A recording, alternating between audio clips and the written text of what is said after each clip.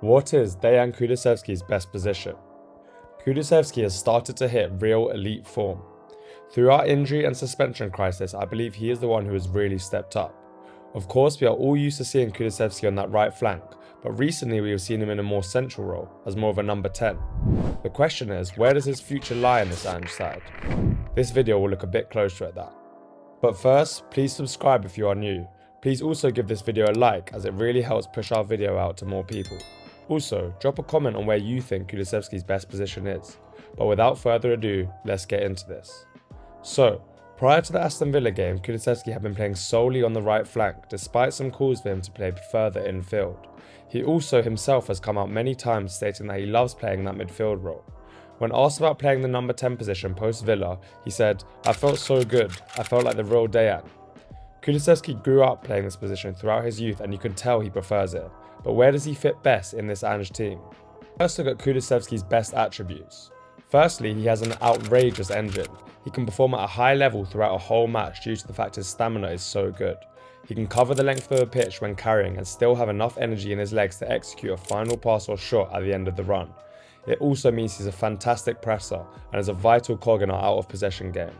For a player who is just 23, his IQ is brilliant.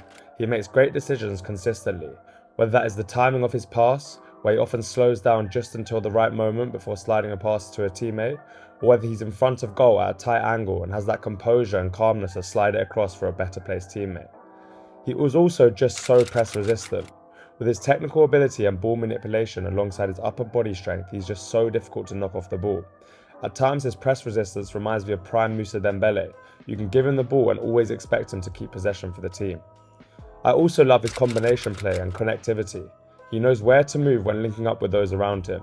The little give and goes he does before moving into space are extremely effective and also an example of his IQ. Despite some of the fan base's views on him, I see his final ball or shot as very strong. His left foot is a wand. When he cuts inside, he can whip it into the far corner consistently, or pick out a run at that far post. We haven't seen enough of that this season, but he's certainly capable of this. But what are Kulusevski's weaknesses?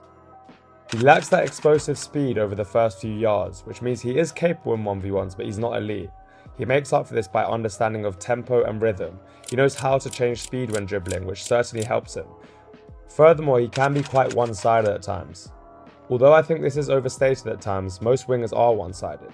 However, I would like to see him go on the outside more because I don't think his right foot is as bad as people make out. So with these strengths and weaknesses, where do I see him playing for our side in the future? Personally, I really like him in midfield.